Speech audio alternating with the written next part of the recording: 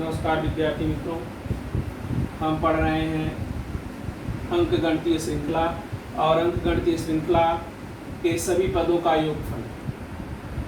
उसके पहले हमने पदों की संख्या पढ़ी। अब यह सवाल जो है पदों का योगफल तथा पदों की संख्या दोनों को मिलाकर के दिया गया। किसी अंकगणितीय श्रृंखला के प्रथम 55 पदों का योगफल 3300 है, तो उस अंकगणितीय श्रृंखला का 28वां पद ज्ञात कीजिए। तो सबसे पहले ये आप जान लीजिए कि यह सवाल अपने आप में बिल्कुल अलग है। हमने SN का फार्मूला लगा करके जो है वो a+27d का मान ज्ञात किया और फिर TN का फार्मूला लगा करके और 28वां पद ज्ञात किया। तो इसको कैसे हल करते हैं देखिए। हमने लिखा SN बराबर n/2 2a + n - 1 × d। तो यहाँ n की जगह 55, यस 55 बराबर 55/2 2a + 55 × a और गुणे d। अब यहाँ 3300 बराबर 55/2 2a + 54d। अब इस दोनों में कुछ हमको कॉमन दिखाई दे रहा है, दो कॉमन दिखाई दे रहा है। तो हमने इस दो को यहाँ बाहर लिया और ए पद ऐसे लिखे, तो यहाँ हो गया a + 27d। जब कॉमन लिया इसको, इस दो से यह दो कट गया। अब हमारा ये 55 का इसमें हमने भाग दे दिया, तो a + 27d का मान निकलेगा। 55 का भाग दिया तो 11 × 5 = 55 और 11 × 3 = 33 2 0 और फिर 5 × 1 = 5 और 5 × 6 = 60। a + 27d का मान आ गया 60। अब हमने TN का फार्मूला लगाया, TN बराबर a + n - 1 × d। तो T 28 पूछा है, 28 n की जगह 28 हो गया, 28 - 1 × d। तो T 28 हो गया a + 27d। अब a + 27d का मान यहाँ है 60, तो T 28 बराबर हो जाएगा 60। उस अंकगणितीय श्रृंखला का 28वां पद 60 होगा। इसके आगे और सवाल बता रहे हैं जो आपको क्रमिक पदों से जुड़े हैं। तो पहले मैं आपको क्रमिक पद बताऊंगा। आइए देखते हैं अंकगणितीय श्रृंखला के 3 क्रमिक पद। आपकी किताब में ऐसे जैसे आपने सूत्र लिखा था, पहला पद a, उसको लिखा था जो T1 लिखते थे, T1 बराबर a। दूसरा T2 लिखते थे जो a + b। तीसरा T3 लिखते थे जो a + 2d। चौथा लिखते थे T4 a + 3d, ऐसे लिखते थे। तो यहाँ पर आपको अंकगणितीय श्रृंखला के एक क्रमिक पद है, पहला, दूसरा, तीसरा, चौथा। आपने इसी से सूत्र को देखा होगा। लेकिन आपकी किताब में दिया जाएगा a - d a + d। इसमें सूत्र का विस्तार नहीं किया गया, इसलिए 4 पद आपकी किताब में दिए गए हैं। तो इसी तरह से 4 पदों का भी आपको दिया गया है। तो अंकगणितीय श्रृंखला के 3 क्रमिक पद a - d a + d। इसमें देखिए क्या होता है, एक d बढ़ता जाता है। जैसे यहाँ आपने a लिखा तो दूसरा एक d और बढ़ गया, तीसरे में 2d हो गया, चौथे में 3d जुड़ता जाएगा। ऐसे जो है पहले पद में d जुड़ता जाता है और अगला पद मिलता जाता है। जैसे इसमें जुड़ा तो दूसरा पद मिला, दूसरे में एक d और जुड़ा तो तीसरा पद मिला, तीसरे में जुड़ा। लेकिन आपकी किताब में ऐसे करके देगा, तो आप ऐसे भी लिखेंगे, इसमें और इसमें कोई फर्क नहीं है। इसमें भी वही d का ही अंतर है। तो ये क्रमिक पद है।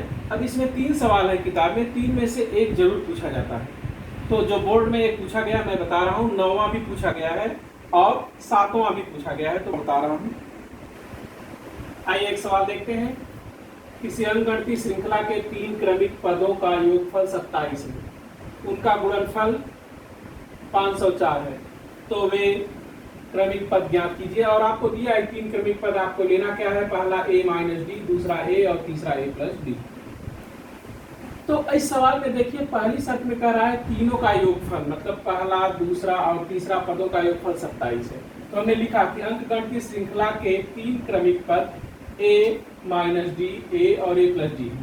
पहली शर्त में हमने तीनों को जोड़ा, a - d + a plus A plus D. तो देखिए यहाँ यह डी से जो है, यह डी से डी जो है घट जाएगा। 3a बराबर 27, इसलिए a बराबर 9। दूसरे शर्त में कहता है इन्हीं तीनों का गुणनफल 504 है। a माइनस डी गुणे ए प्लस डी बराबर 504। तो देखिए ये दोनों आपने फार्मूला पढ़ा a माइनस बी और a प्लस बी का फार्मूला।